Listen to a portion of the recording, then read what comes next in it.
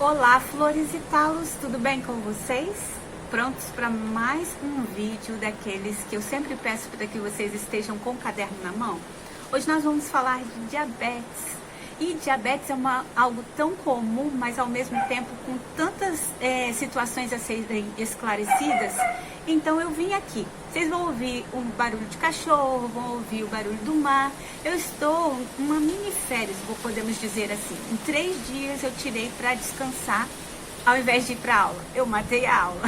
Mas nem por isso eu vou ficar sem vir aqui conversar com vocês, que eu acho que é minha rede social, então é um momento que a gente pode interagir, estreitar os nossos conhecimentos.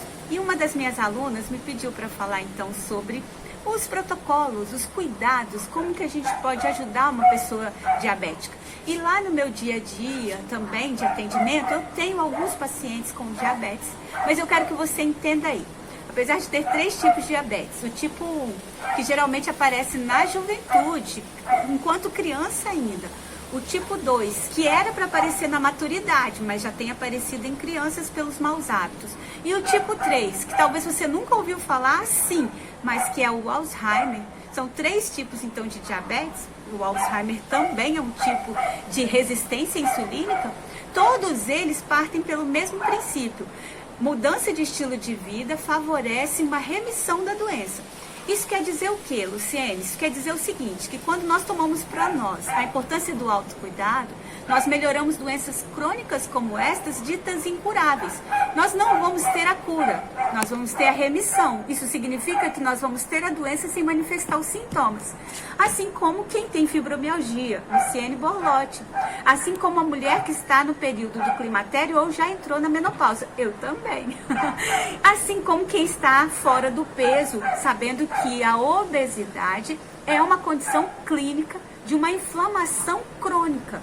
Olha bem, eu não estou falando nada de apologia contra a obesidade, eu estou dizendo aquilo que é clínico.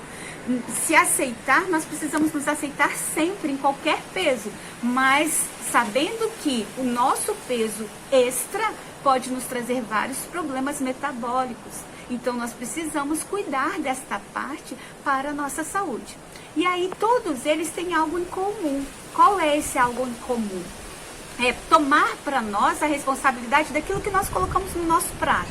E aí então, alguns conhecimentos que eram ditos saudáveis, hoje já são combatidos.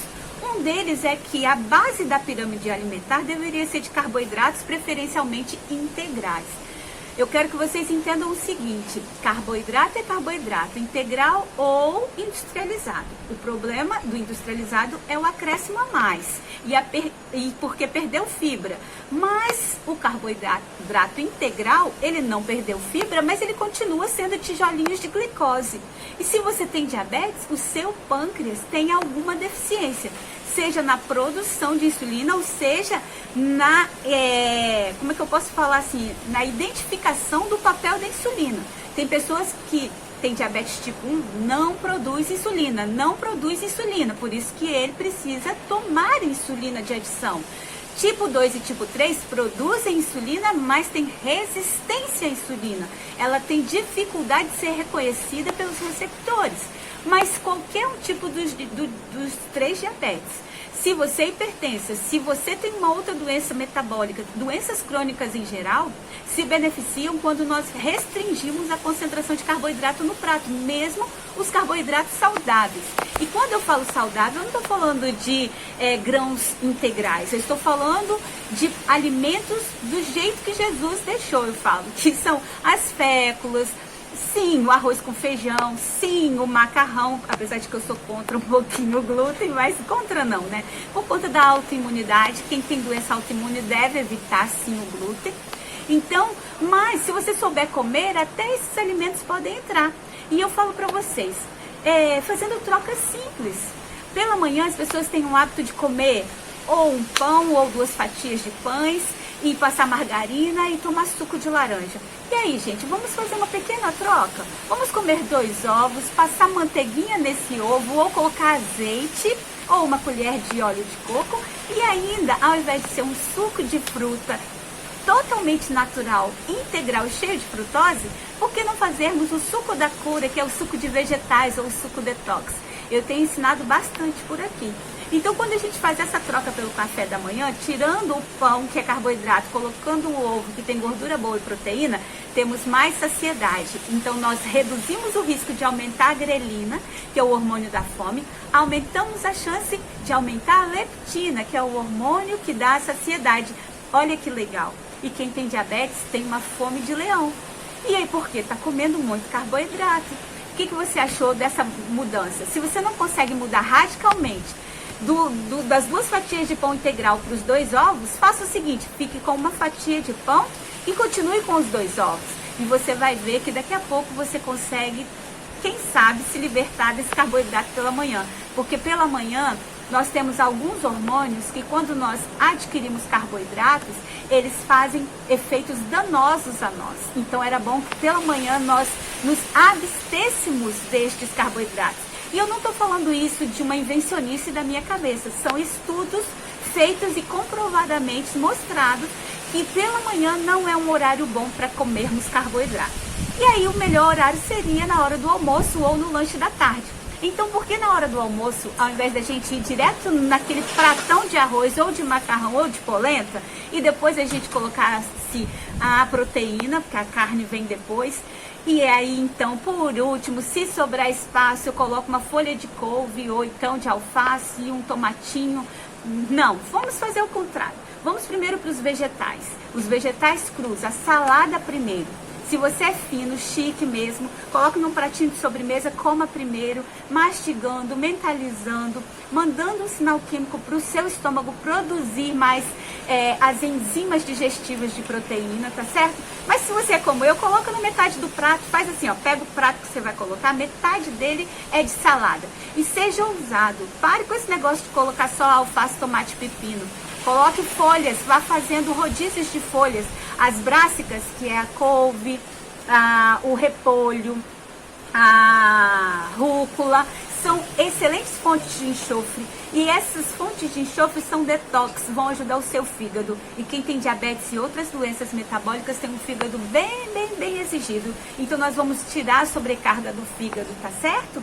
Ele vai ajudar, essas folhas que eu falei, elas têm um grande potencial de produzir glutationa, um antioxidante potente, mas isso aí é muito profundo para nossa aula. E aí a gente colocando esta salada, não vamos esquecer do molho. E o molho saudável aqui para ajudar nesse processo metabólico seria um shotzinho. O que é um shot? É uma misturinha que você tem que balançar. Azeite, vinagre orgânico de maçã ou de banana, se você sabe fazer, eu já ensinei aqui. E também o limão. Misture os 3 na mesma proporção, balance e ponha um sal saudável. Que sal é esse? Um sal natural. Pode ser o sal de Mossoró, pode ser um sal marinho, pode ser o sal do Himalaia, mas cuidado com alguns falsificados. E pode ser o sal verde, que eu já ensinei aqui. 1/3 de sal grosso, por exemplo, sem sabor, mais 2/3 de plantas medicinais aromáticas, que são os temperinhos que a gente usa no dia a dia, desidratados. Você pode comprar ervas finas. Aí você mistura isso, joga na sua salada, come aquilo com muito prazer e vai para agora a segunda parte do seu prato, que é proteínas de alto valor biológico, proteína animal, ovos, carne, peixes. E se você é vegetariano, uma boa porção de arroz e feijão vai substituir um bifão. Gostou dessa? Mas lá no espaçozinho pequenininho que sobrou um pouquinho ali, você coloca o carboidrato.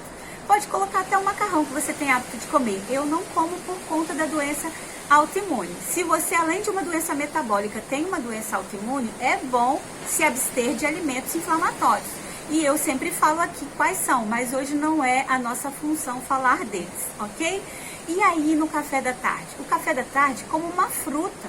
Sim, uma fruta é permitido, com castanhas. Porque quando você une fruta com castanha ou semente, você consegue, sabe o que fazer? Reduzir o índice glicêmico. Então temos que ter estratégia para tudo, gente. E lá no seu jantar, se você puder fazer uma sopa detox, um caldo de ossos, um creminho de abóbora com couve-flor, é melhor do que você fazer aquela refeição. Se você não consegue ficar sem jantar, faça uma alimentação mais leve, ou então repita do café com menos proteína, porque à noite não é um horário para a gente exceder na proteína. Inclusive, o horário que a gente deveria jantar é até no máximo às 20 horas. Depois disso, nós criamos no nosso corpo um ambiente para aumentar a grelina. Quem é a grelina? Falei no início do vídeo, o hormônio que dá fome. E aí, de madrugada, você vai assaltar a geladeira. Pensando nisso tudo, podemos também colocar outra informação de hábitos saudáveis, atividade física. E a melhor atividade física é aquela que cabe no seu bolso e no seu tempo. Uma que cabe muito no meu bolso e no meu tempo é fazer atividade física intervalada. Esse exercício intervalado eu faço em 12 minutos, no máximo em 21 minutos. Eu faço assim, uma corridinha por 20 segundos e ando devagar por 10 segundos. Com o próprio peso do meu corpo, eu abaixo, eu faço polichinelo, eu faço uma prancha, daquelas bem suaves, tá, gente? Mas eu coloco isso todos os dias na minha rotina. E você, veja com o seu educador físico.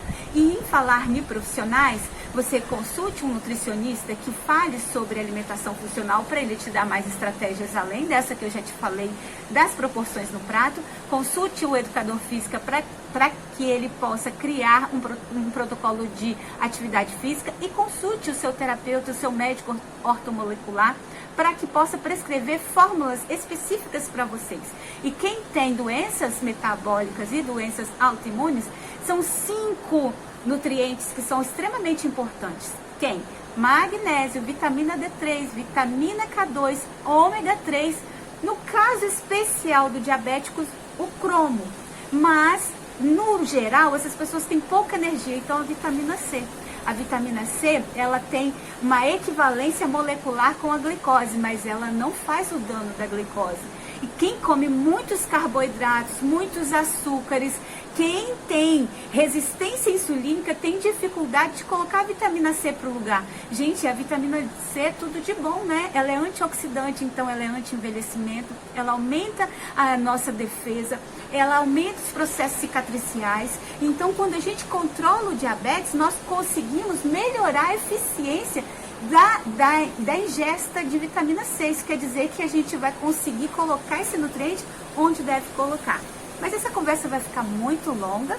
Qualquer coisa estou à disposição. Vocês sabem que eu atendo também com essas informações. Mas eu vim aqui fazer minha contribuição. Estou de férias, então não posso ficar conversando muito. Um forte abraço, fica com Deus, Deus nos abençoe.